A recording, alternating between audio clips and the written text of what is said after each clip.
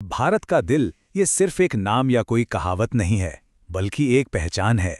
तो चलिए आज हम इसी दिल की यानी मध्य प्रदेश की धड़कनों को महसूस करते हैं, जहां इतिहास, कुदरत और संस्कृति की न जाने कितनी ही अनोखी कहानियां बसती हैं। ये बात कितनी गहरी है ना। यहाँ की यात्रा सिर्फ घूमना फिरना नहीं है, ये तो भारत की आत्मा से, उसकी जड़ों से रूबरू होने जैसा है।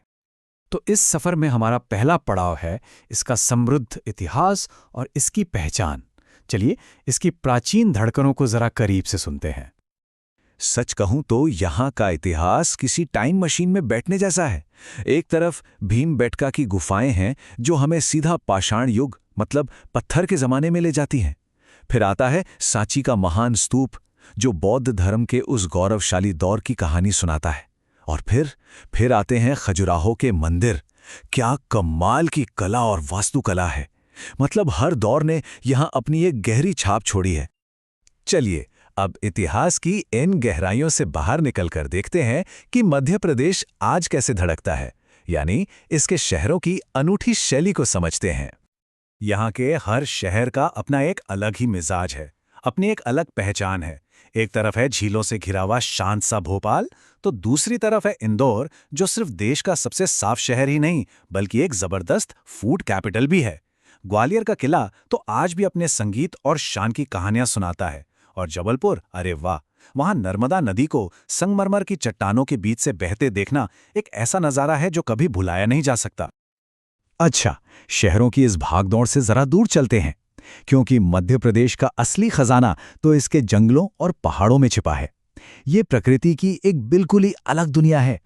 यहाँ कुदरत के इतने रंग हैं कि बस देखते रह जाएं। पचमढ़ी की शांत पहाड़ियों में एक अलग ही सुकून है, तो कान्हा और बांधवगढ़ के घने जंगलों में बाघ की दहाड़ का रोमांच। भेड़ाघाट में नर्मदा का संगमरमरी रूप तो हैरान कर देता है। और फिर ओरछा और मंदसौर के प्राचीन किले और मंदिर, ये हमें एक बार फिर इतिहास के पन्नों में वापस ले जाते हैं। इतना सब घूमने फिरने के बाद भूख लगना तो लाजिमी है ना। तो अब बारी है मध्य प्रदेश के जायके की।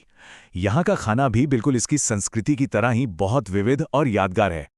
जरा सोचिए, दिन की शुरुआत हो रही है गर्मा गर्म हल्के फुल्के पोहे और साथ में मीठी कुरकुरी जलेबी से। वाह! दोपहर में घी में डूबा हुआ दाल भाफला और शाम की हल्की भूख के लिए भुट्टे से बना वो नर्म और मसालेदार कीस। यहाँ की हर डिश की अपनी एक अलग ही कहानी है। और हाँ, कुछ मीठा तो बनता ही है। इस जायकेदार सफर का मीठा अंत होता है मालवा की मशहूर मिठाइयों के साथ। इनके बिना तो ये अनुभव सच में अधूरा है। तो हमने इतिहास देखा, शहर घूमे, प्रकृति को महसूस किया, जायका भी चख लिया, लेकिन इन सबको एक धागे में पिरोता क्या है? वो है मध्य प्रदेश की जिंदा दिल संस्कृति जो यहाँ के लोगों की अपनी लय में बसती है। मध्य प्रदेश की संस्कृति सिर्फ त्योहारों में नहीं दिखती, वो तो यहाँ की रोजमर्रा की जिंदगी में धड़कती है। यहाँ के आदिवासी नृत्यों में मिट्टी से जुड़ाव दिखता है, तो लोकगीतों में सदियों पुरानी कहानियां सुनने को मिलती हैं।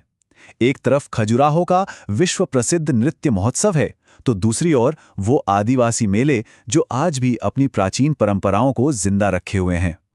तो कुल मिलाकर ये है मध्य प्रदेश, सिर्फ एक राज्य नहीं बल्कि इतिहास, प्रकृति और लोगों का एक जीता जागता धड़कता हुआ संगम। और शायद यही अद्भुत मिश्रण इस जगह को सच में भारत का दिल बनाता है।